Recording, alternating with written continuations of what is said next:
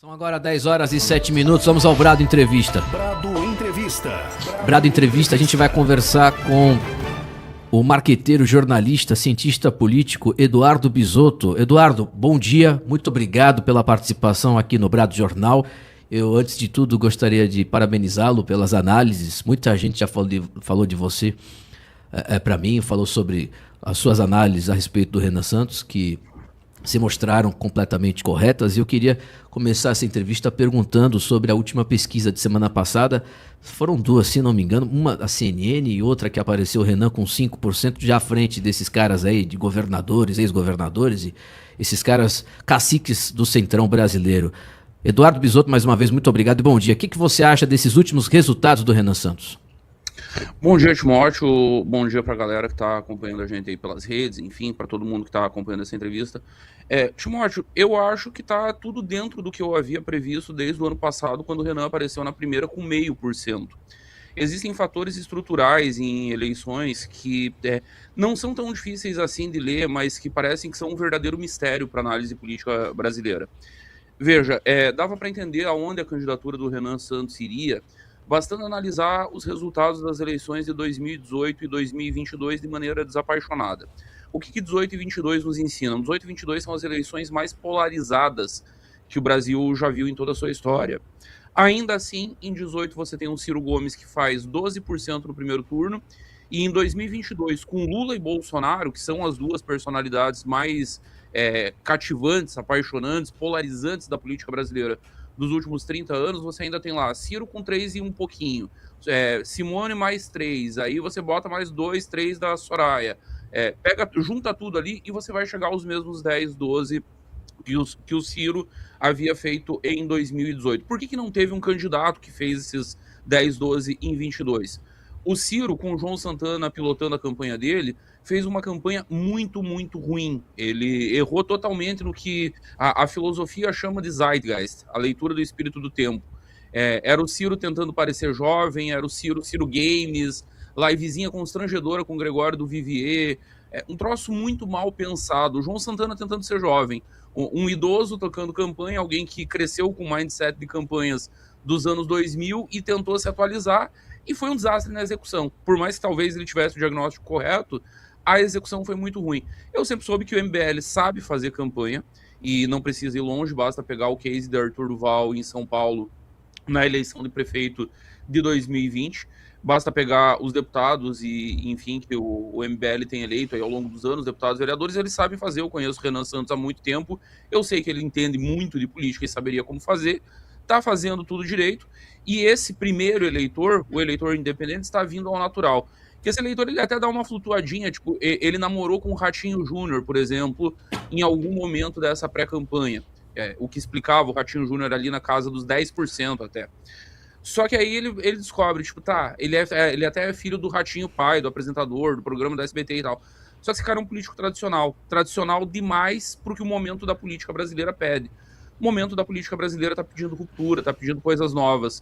Há um outro equívoco, isso é um mantra repetido, é só fazer um zapear os canais de notícia, que você vai ver a mesma narrativa repetida em todos os canais.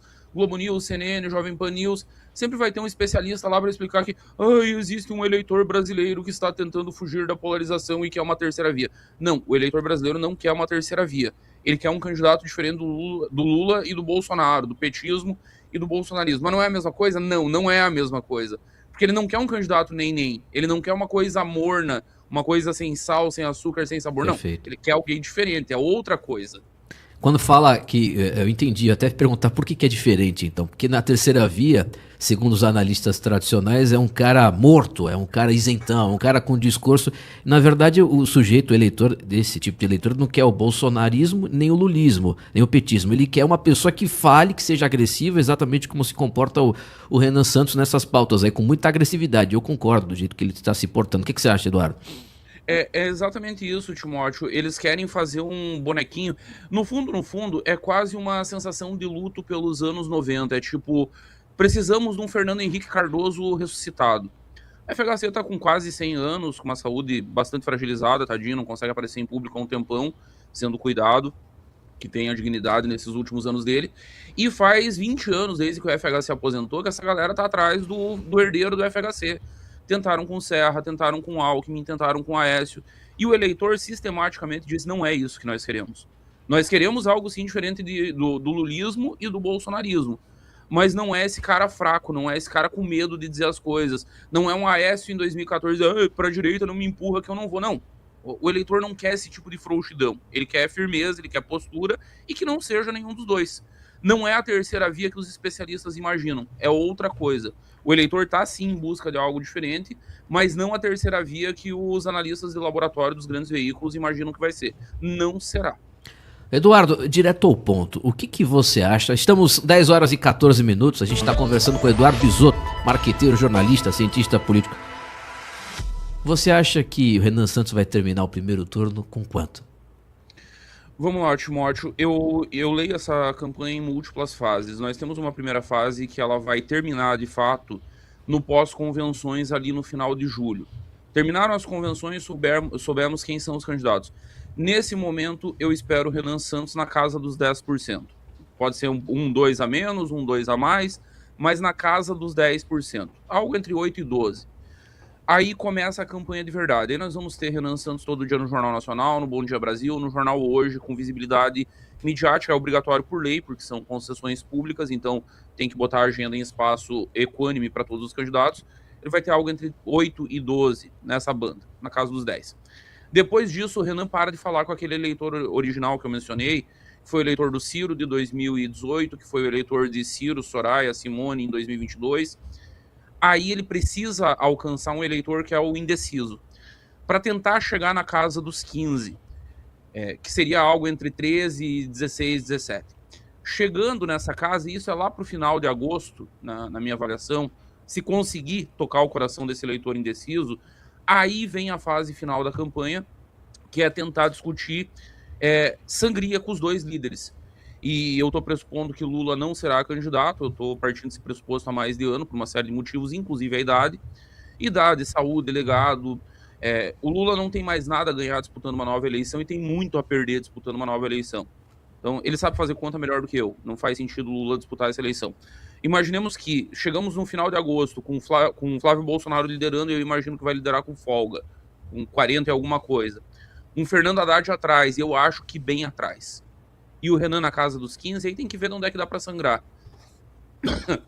Eu imagino que se errar tudo, Timóteo, imagina que a partir da abertura da campanha, nada mais dá certo pro Renan. Errou na estratégia, errou na comunicação, errou nas pautas, deu tudo errado. Ele vai manter os 10. Ele vai ficar aí nessa casa do eleitor independente, que foi nele, vendo nele a opção existente para as duas candidaturas principais.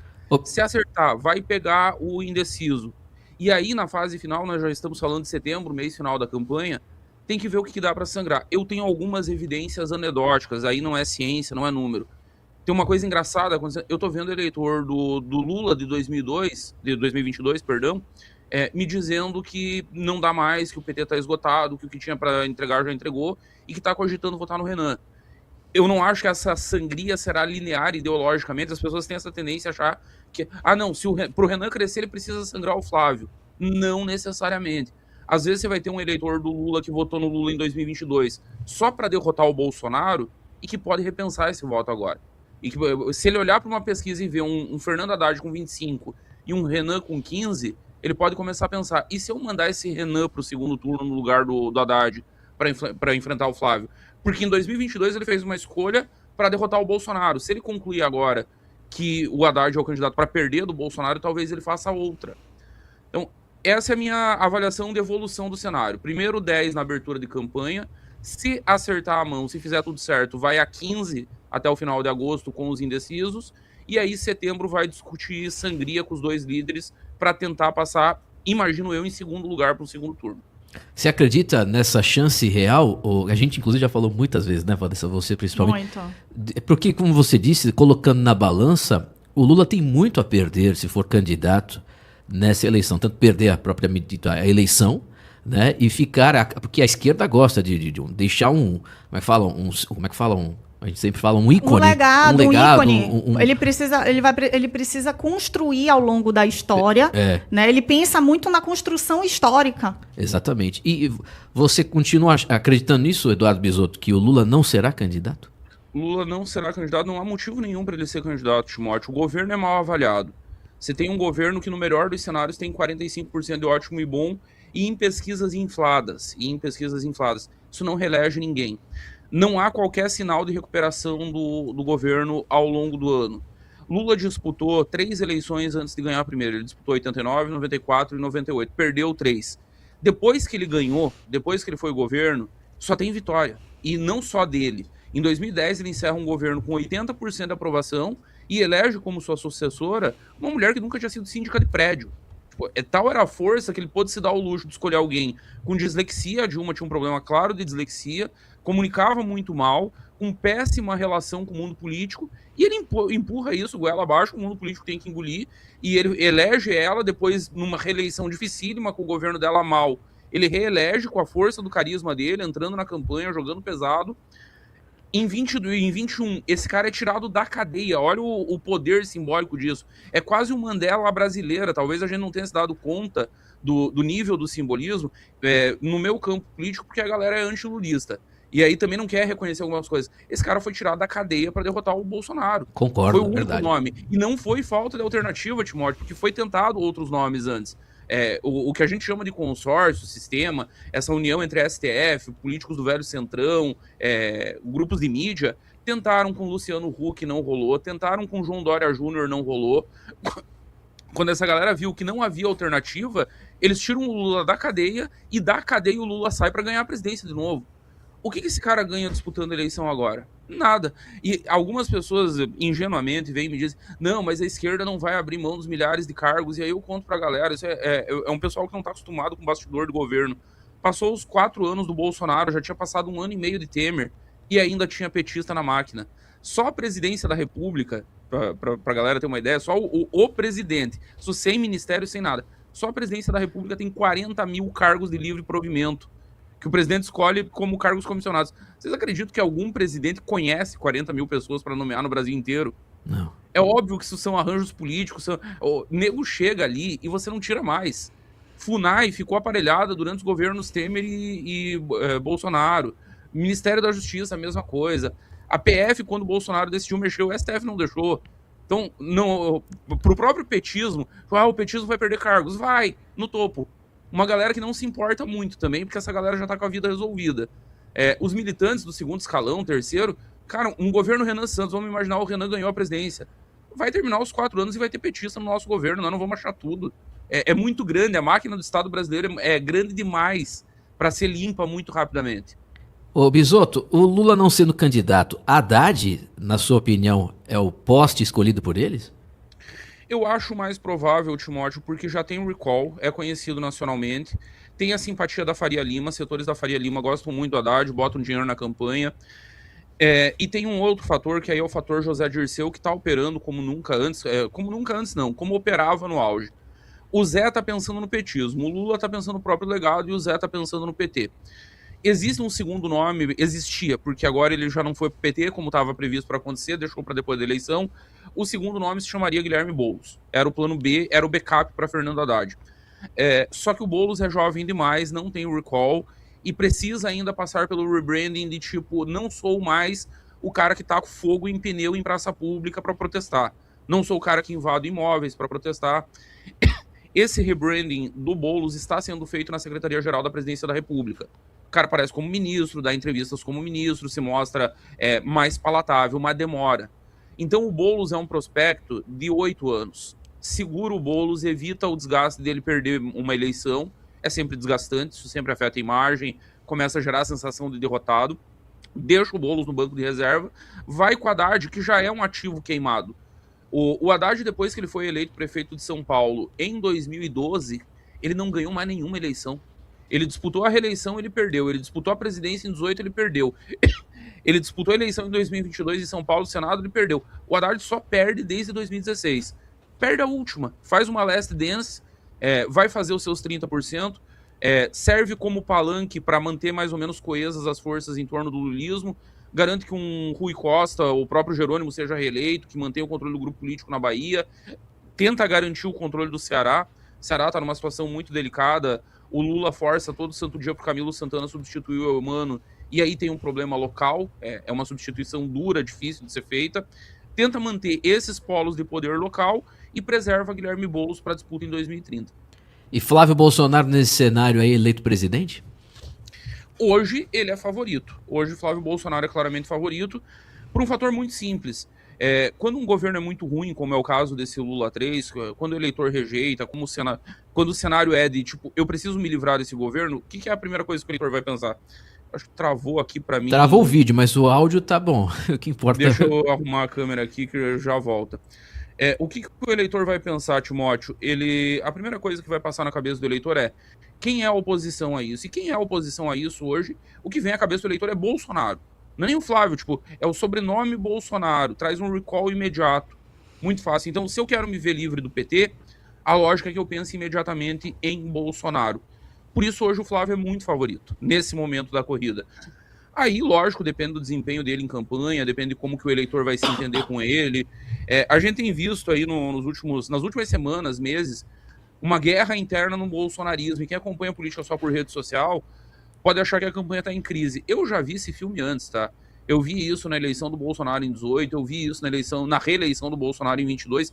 Isso não chega ao eleitor comum. O eleitor normal, mediano, que está preocupado com o custo de vida no mercado, que está preocupado com o preço do pão, com o preço da gasolina na bomba, esse eleitor, ele nem tem noção de que está rolando toda essa treta interna dentro do bolsonarismo e não dá bola para isso. Se o Flávio conseguir empurrar com a barriga, como o pai dele fazia com maestria, deixa como tá para ver como fica, mantém o favoritismo até lá. Tem algumas coisas no Flávio que podem ser sinais amarelos, muito longe ainda de ser vermelhos.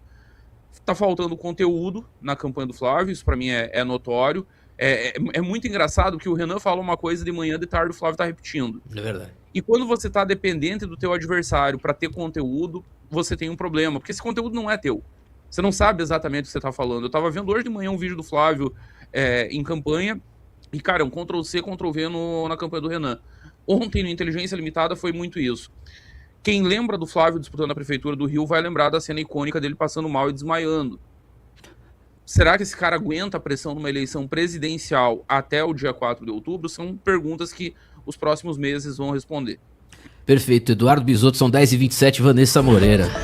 Bisotto, muito bacana ter você aqui com a gente. É um prazer. Dentro de todo esse cenário aí que a gente está vendo, né, para a presidência de 2026, né, das eleições, você acredita que a gente vai ter uma revolução daqui para frente? Tá muito, porque é notório, até pelas suas falas, que a situação está bem incerta.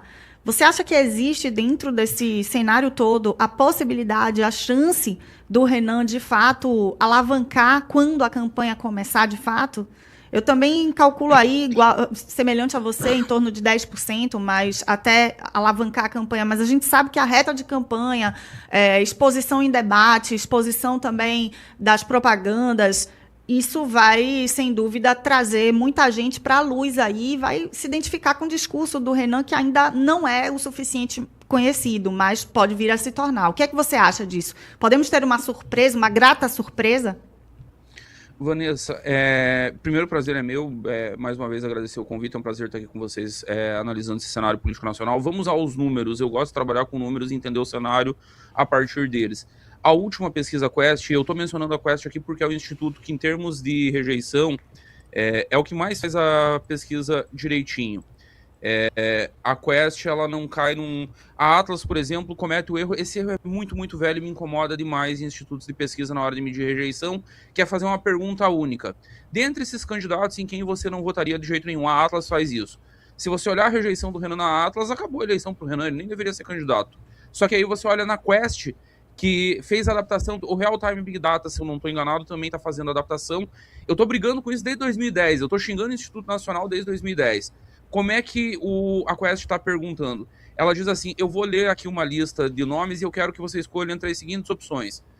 Conheço e voto. Conheço e estou decidido a votar. Conheço e posso votar. Conheço e não voto de jeito nenhum, ou não conheço. Então aí você tem rejeição real. Em 2010, por que eu tô falando que eu tô desde 2010 brigando com essa coisa da rejeição? Que em 2010 a rejeitada se chamava Marina Silva. Era 80% de rejeição nas primeiras pesquisas. Misteriosamente, a mulher com 80% de rejeição tem uma arrancada no final da campanha, termina com quase 20 milhões de votos, quase 20% do eleitorado, a belíssima campanha pelo Partido Verde, sem tempo de TV, sem palanques regionais, sem nada. Sem nada. Por que a Marina teve essa arrancada? Que não era rejeição. Porque se fosse rejeição, é impossível crescer nessa velocidade. É impossível fazer essa quantidade de voto. É porque o que as pessoas estavam fazendo era... Tá ali o entrevistador perguntando, dentre esses nomes, em quem você não vota de jeito nenhum. O eleitor vai apontar aquele que ele menos conhece, para não deixar sem resposta. A Quest, quando ela faz a pergunta da maneira correta, ela descobre a real. O Renan tem a menor rejeição na Quest.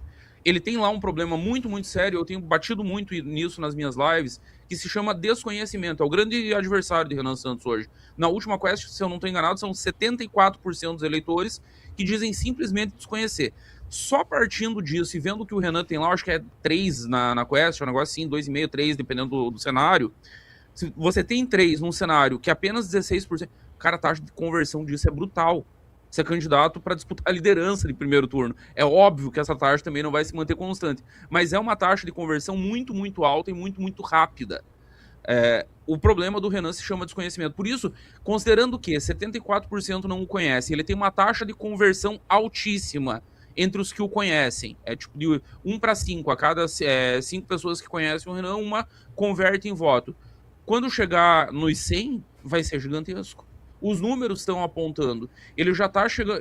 Para ser sincero, na Atlas, por exemplo, ele está na frente do que eu imaginei que ele deveria estar nesse momento da campanha.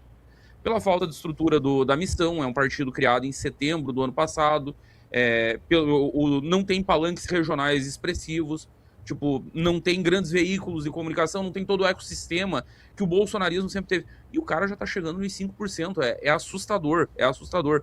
Eu entendo, tem uma galera muito jovem em torno da candidatura do Renan que queria estar com 10, com 15, disputando vice-liderança. Vocês não fazem ideia da dificuldade que é para ter 2% numa campanha presidencial. Com meia dúzia de meses aí de campanha, o Renan já está em 5 e subindo, e com viés de crescimento. Então, Vanessa, respondendo diretamente a tua pergunta, sim, eu acredito muito na possibilidade de termos uma grande surpresa, inclusive porque a galera os adversários ainda estão presos em categorias analíticas do século passado. Eu estava num análises renais na quinta-feira, eu fui lá, o Renan estava em campanha, enfim, eu fui fazer o programa que é tradicionalmente do Renan. E o Júnior Ramos, que é o operador, ele estava colocando um vídeo do Rudá Hit dando entrevista para o site Metrópolis. Rudá Hit é um cientista político do PT, sempre foi de esquerda, é um dos fundadores do PT, é um pensador histórico do PT. E aí o cara tenta analisar o cenário presidencial e diz que o Renan não tem chance porque ele não tem grana, porque ele não tem fundo, porque ele não tem tempo de TV. Gente, o que o Bolsonaro tinha em 2018? O que Jair Bolsonaro tinha em 2018? Ele era candidato pelo PSL, ele aparecia 10 segundos no primeiro turno na TV, ele só tinha tempo de dizer eu sou Jair Bolsonaro, visite minhas redes sociais, e acabava o programa. E ele foi pro segundo turno liderando e ele ganhou a eleição. Esses caras pararam no tempo. Eles realmente acham que nós estamos vivendo no Brasil até 2014, que é a última eleição em que essas categorias importaram alguma coisa. 18 e 22 já não importaram em nenhuma das duas eleições. Bisotto, pra gente encerrar, e o vice? Quero que você comentasse, quem que será o vice do Flávio, na sua opinião? Vai ser alguém do Nordeste mesmo? Acho que o Ciro Nogueira já foi descartado. E o vice do Renan? Você tem informação aí, se quiser falar pra gente? O vice do Flávio, Timóteo, teve uma coisa muito engraçada que rolou de bastidor aí. Quem tá tocando toda a campanha do Flávio Bolsonaro é o senador Rogério Marinho. Ele é o coordenador, ele assumiu a parte política, ele assumiu os palanques regionais. E dizem, pessoas que conhecem os bastidores me falaram que o senador Rogério Marinho não é notório pela finesse, assim, pelo bom trato, pelo respeito com as pessoas. Como nós dizemos aqui no interior de Santa Catarina, tem um ditado popular que nós usamos, Timóteo, que é grosso que nem dedo destroncado. Quando você quebra o dedão e ele incha. E dizem que o Rogério Marinho é assim. Aí, o Rogério teria encomendado uma pesquisa em Minas Gerais para entender o tamanho de Romeu Zema em Minas Gerais, e o resultado foi muito ruim para Romeu Zema. Muito ruim. E aí o Rogério Marinho teria marcado uma conversa com o Romeu Zema, um almoço, em que ele falou isso pro Romeu Zema de modo bastante indelicado. E o Zema saiu desse almoço muito, muito brabo, decidido a levar a candidatura até o fim. mesmo com o Novo não querendo, porque o Novo hoje, a imensa maioria do partido é um tipo de bolsonarismo ilustrado, é uma galera que sabe usar garfo e faca, sabe se comportar, gerou uma crise do tamanho do mundo. E por que gerou uma crise do tamanho do mundo? Porque o Rogério Marinho esqueceu que tipo, não tem vice sobrando. Você menciona o senador Ciro Nogueira. O senador Ciro Nogueira adoraria ser vice do Flávio, é um sonho dele. Por que o Ciro Nogueira não vai ser vice? Porque a Federação União Progressista é um balaio de gato, eles não conseguem chegar a um acordo. O que a União defende aí no Nordeste é uma coisa, o que defende no Centro-Oeste é outra, Perfeito. O que defende aqui no Sul é outro. O progressista é a mesma coisa. O progressista do Ciro Nogueira no Piauí, na base, é essencialmente lulista. Aqui no Sul, o progressista é bolsonarista. Então, é um saco de gato que não chega a um acordo. Então, o Flávio sabe que o vice não virá daí. Então, Tereza Cristina também, que seria outro sonho. Mulher conservadora, agronegócio, não vai rolar. Me falaram que o Valdemar entrou a pedido do Flávio depois desse episódio do Rogério Marinho. O Valdemar tem conversado com o Zema porque o Flávio ainda cogita o Zema como vice. Eu acho que, dado o cenário, pela falta de opções, ou será o Zema ou nós veremos uma chapa pura, que seria um jeito do Flávio pacificar essa guerrinha interna do PL. Aí a vice seria a senadora Damares Alves, contempla Michele Bolsonaro, contempla a turma do Nicolas, contempla evangélicos, contempla muita coisa.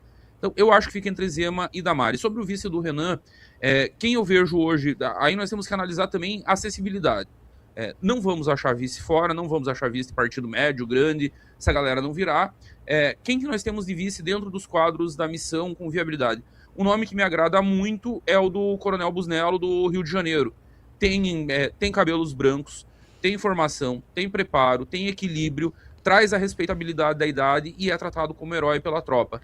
Hoje, me parece que é o melhor nome que a missão tem. Pode ser que surja outro, pode ser que surja alguma outra coisa até o período das convenções, mas hoje ele me parece o nome mais forte, mais viável, até porque entrega algumas pautas muito caras ao Renan, né?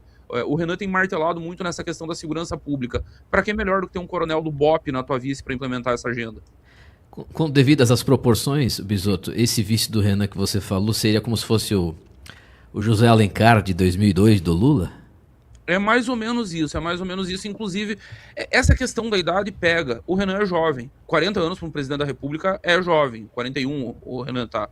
Aí quando você olha pro lado e vê, não, tem um senhorzinho ali de cabelo branco que já trocou tiro com vagabundo, que vai aparecer um monte de depoimento, Timóteo, na campanha de gente que foi socorrida por ele, salva por ele, libertada por ele.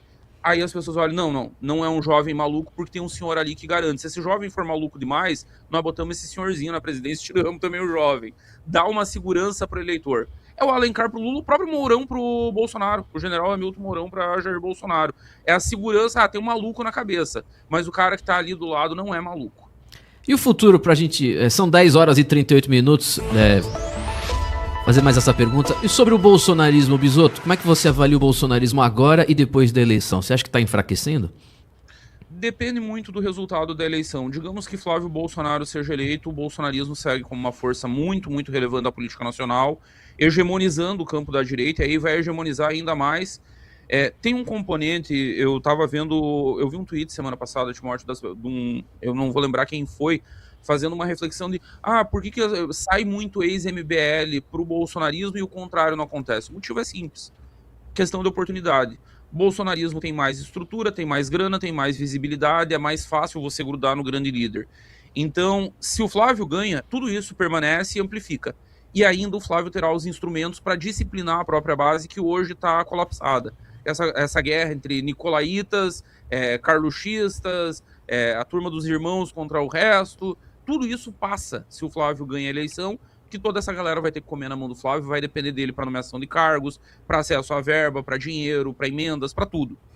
Se perde a eleição, aí eu vejo o colapso do bolsonarismo e outra coisa completamente diferente surgindo. O Nicolas já está tentando colocar essa outra coisa de pé em parceria com Michele Bolsonaro. Então tem um racha dentro da própria casa do Jair, que a esposa dele está de um lado e os filhos estão do outro. Se o Flávio perde a eleição, no outro dia vira guerra civil pelos restos, pelos espólios de guerra, pelo que sobrar, pelo controle do PL, pelo controle do fundo partidário, pela definição das eleições de 2028. Aí o bolsonarismo entra em risco de extinção real, porque não tem a força carismática do Jair, o filho perdeu a eleição e tem um líder jovem que nas internas bolsonaristas é muito bem quisto pelo eleitor e por setores da base bolsonarista, que é o Nicolas. Aí vira vale tudo. Aí nós voltamos para as origens do MMA brasileiro, lá nos anos 90, 80. Aí na Bahia mesmo, o Timóteo tinha muito, que era as academias organizando verdadeiras brigas de rua, sem regra, sem juiz, sem nada. Vai ser isso. Vamos marcar de sair na mão e vamos ver quem que para de pé no final e fica com o espólio da máquina. 10 horas e 40 minutos. Bisotto, sensacional entrevista, velho. Muito obrigado, de verdade. Parabéns pelo trabalho. E espero você mais vezes aqui, de verdade, do meu programa Brado Jornal. Eu é que agradeço, Timóteo, e precisando só me chama que eu sou parceiro, tô por aqui. Valeu, Bisotto. Deus abençoe você. 10 horas e 41 minutos.